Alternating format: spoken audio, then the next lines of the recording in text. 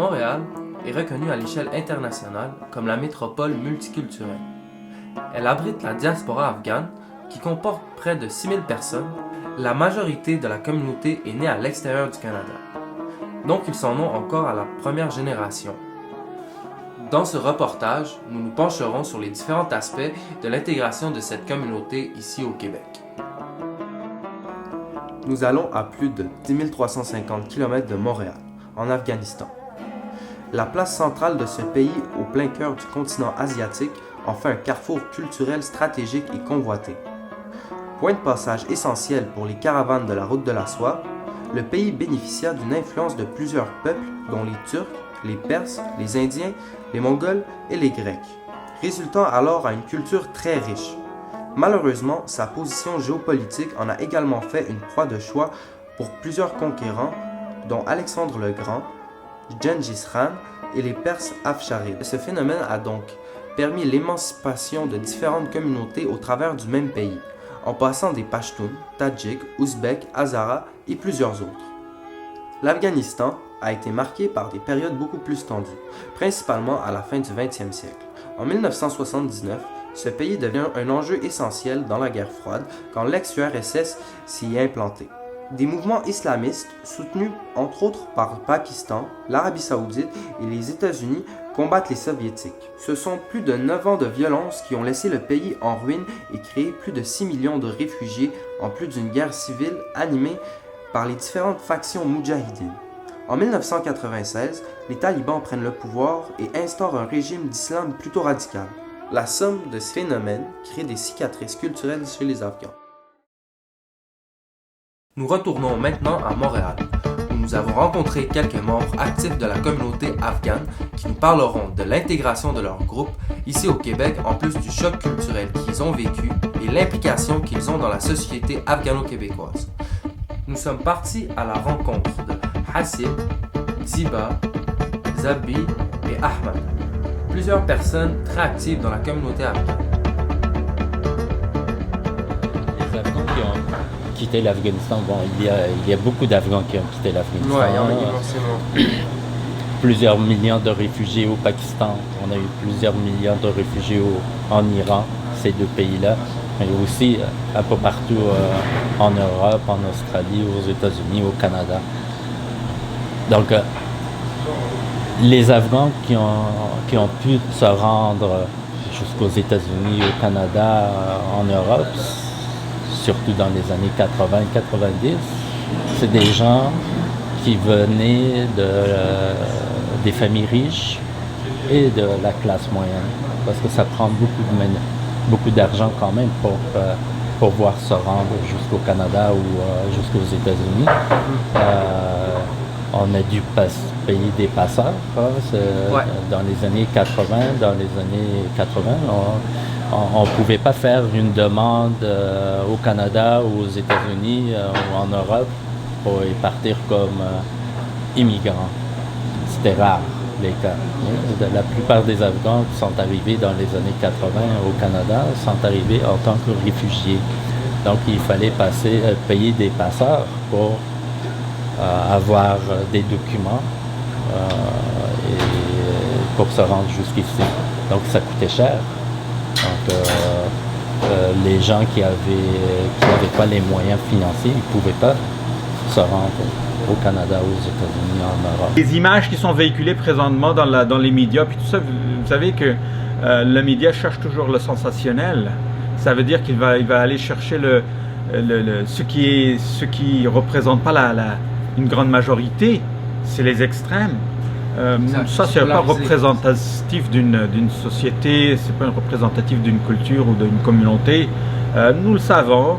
Malheureusement, il y a des personnes qui connaissent pas la culture de ces gens-là. Ils vont dire ok. Par exemple, les Afghans, c'est juste, à chaque fois qu'on voit, c'est la guerre, c'est les fusils, c'est les longues barbes, mais non, c'est pas ça. Écoutez, les journalistes, quand ils vont dans ces pays-là, ils vont jamais prendre des photos des gratte-ciel ou non, ils vont aller chercher les choses qu'ils n'ont pas dans leur propre pays, ou même du Moyen-Orient. Les gens vivent. C'est pas que les gens Là-bas aussi, les gens vivent. Les gens veulent manger, les parents veulent aimer leurs enfants, jouer avec eux autres. C'est des choses, c'est des réalités de la vie. Par contre, à chaque fois qu'on parle de l'Afghanistan, on parle des bombes, on parle des fusils, on parle des gens qui sont morts ou qui tuent les autres. Mais écoutez, c'est pas ça la réalité de tous les jours. Oui, c'est une réalité, mais Media nowadays show an image from Afghanistan on headline of the news with a bombing, with a dust, smoke, blood. So it's a part of politic issues which is cammed on us. It's not our choice. But our choice is our culture, which has a lot of beauties, peace, respect, and lots of love. Exactly. Childhood, I love this Canada name. I don't know. I never know where is it in the map, what's his flag, but when I heard, I feel like good. You always had that good idea about the Canada. I don't know. Like this feel makes me to come here. That's the main reason, and the second thing is the freedom environment. If you're a positive person, it's land of opportunity for you. Ça, alors, vous voyez, les choses qui étaient bien vues là-bas en Afghanistan sont mal vues ici. Les choses qui sont mal vues ici, c'était vice-versa. Hein. Là-bas, les jeunes filles, il ne faut pas qu'elles rient en public, hein, c'est mal vu.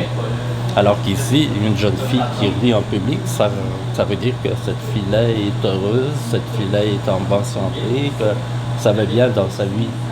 Alors que là-bas, une jeune fille qui rit en public, c'est quelqu'un qui ne vient pas d'une bonne famille, ça représente comme une fille facile. Afghanistan, pendant que les talibans étaient au pouvoir, hein, tout ce qu'on voyait, c'était des femmes en burqa, des hommes avec des turbans, des kalachnikovs, des hommes qui tuaient des femmes. Alors, pendant longtemps, moi, j'avais honte de mes origines. J'avais honte même de dire en public que je suis d'origine afghane, à ce point. Donc, je pense que probablement qu'il y a plein d'autres Québécois d'origine afghane qui se sentent comme ça présentement ou qui se sentaient comme ça même jusqu'il y a quelques années.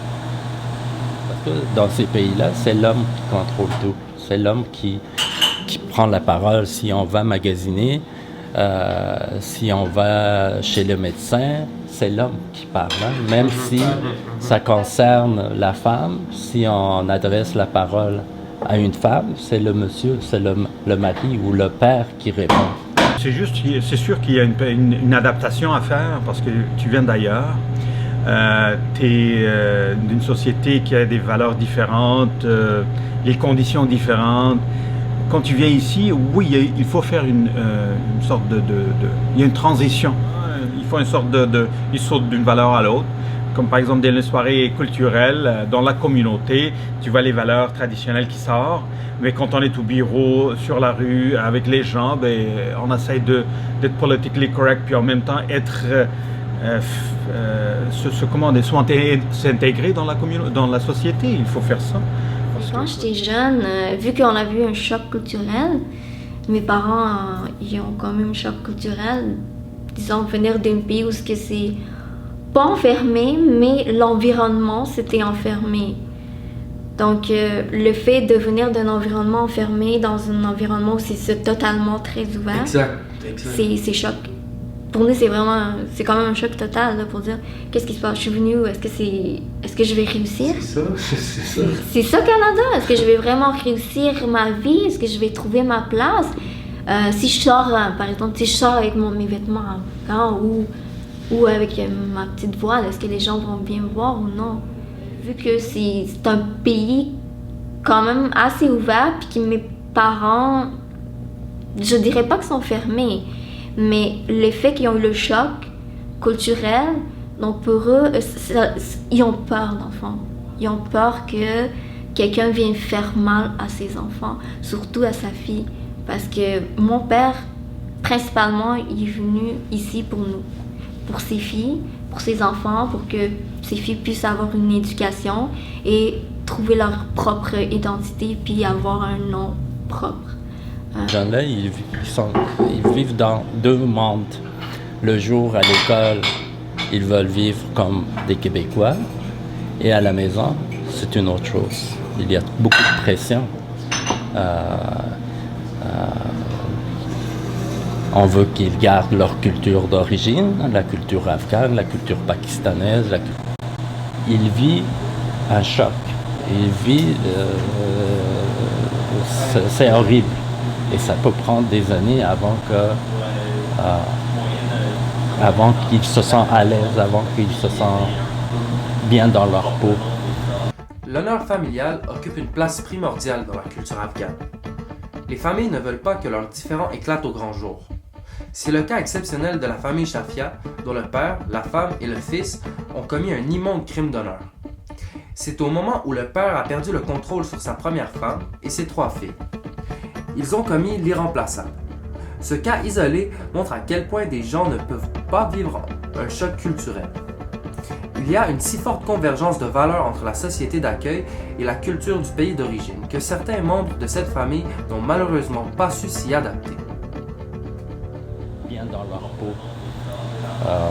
Dans mon cas, pendant de nombreuses années, je me sentais perdu quand je suis arrivé à Montréal. Je me sentais perdu, c'est le mot que je peux utiliser. Et avec moi, ça m'a pris 20 ans, 25 ans d'accepter que oui, je peux aller prendre une bière et c'est correct. Alors qu'avant, là, je vais prendre une bière avec mes collègues de travail, mais là, s'il y a des Afghans qui me voient, qu'est-ce que ça fait? Aujourd'hui, est-ce que ça vous affecterait ou non? Aujourd'hui, non. Non? Aujourd'hui, je vis ma vie. Donc, il ne faut pas se sentir coupable. Si j'ai la possibilité de profiter ce que la société québécoise m'offre, il faut que j'accepte, il faut que je profite, il faut que je m'ouvre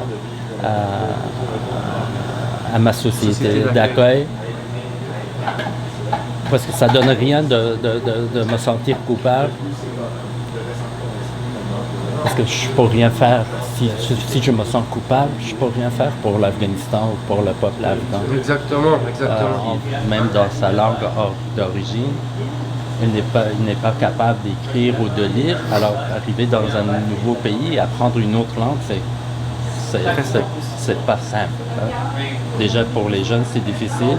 Alors que pour quelqu'un qui arrive à l'âge de 40 ans, 45 ans, qui avait appris, qui a été quelques années à l'école en Afghanistan, 2e année, 3e année, et qu'après il était obligé d'aller travailler. Donc pour ces gens-là, c'est pas évident. Je peux dire que c'est dur.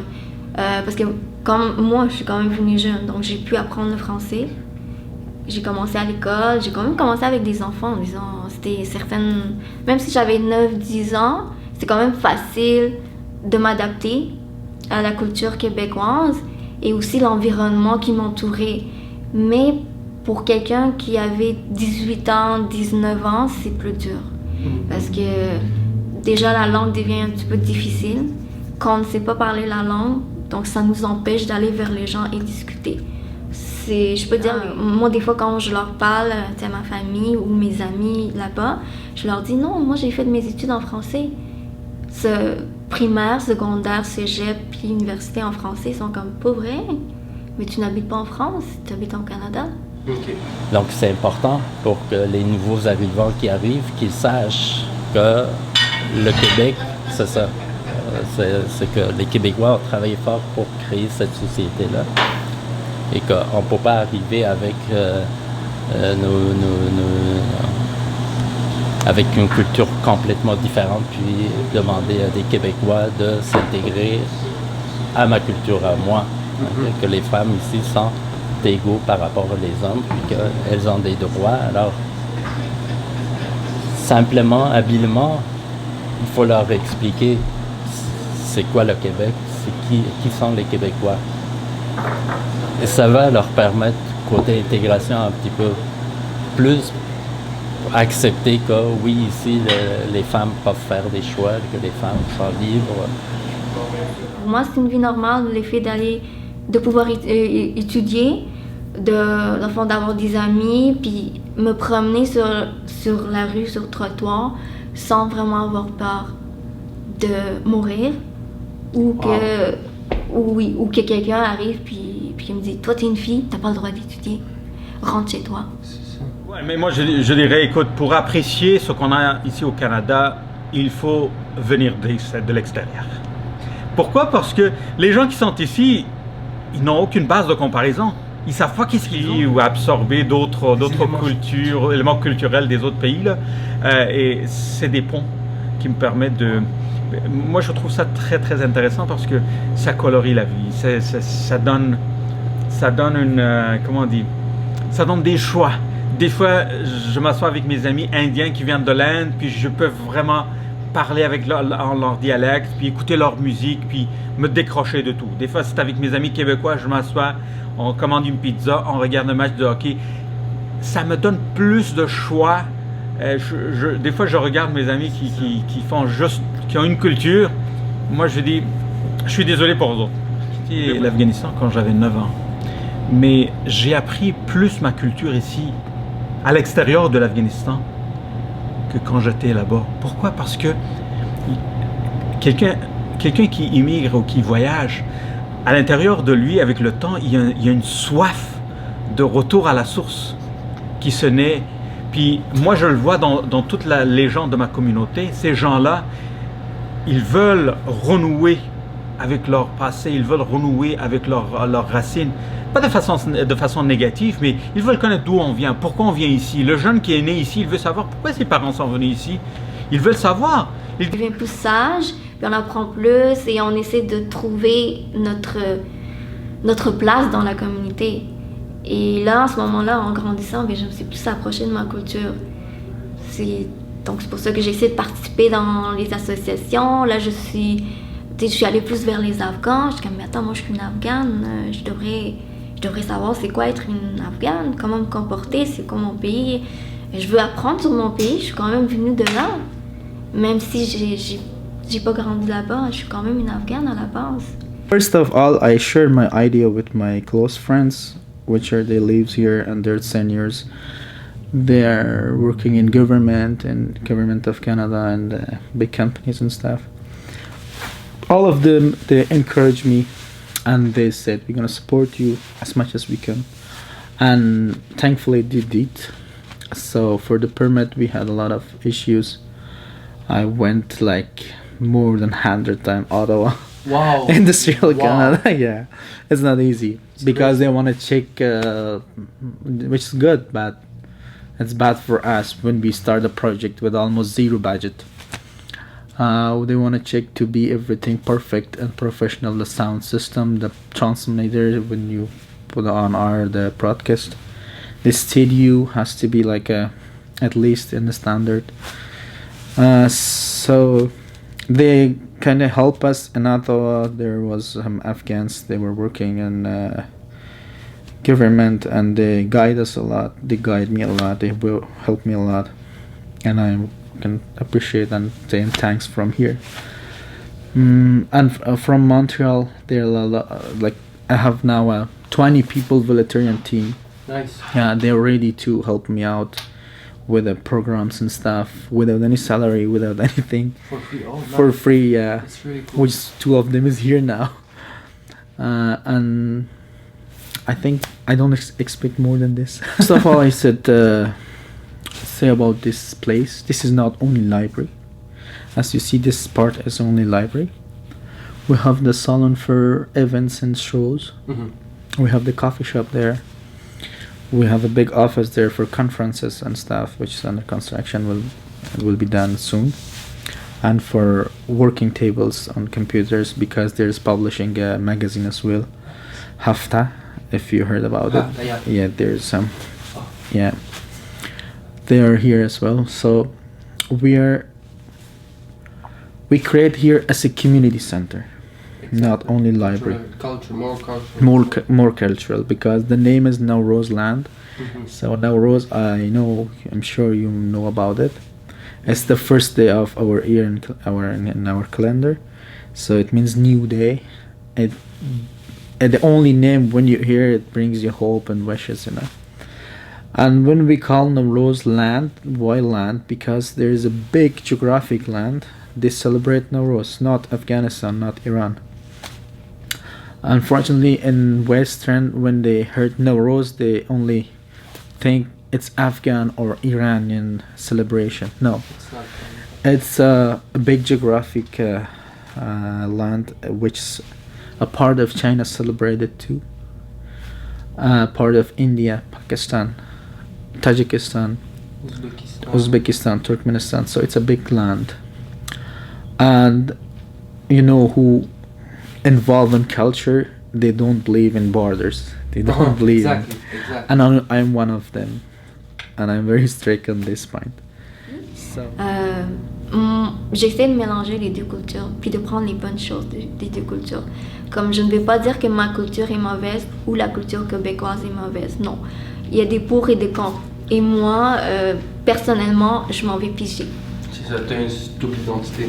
C'est ça, disons que j'essaie de créer pas ma propre culture, mais propre identité, puis propre valeur, et je vais prendre les bonnes choses des deux. Je comprends.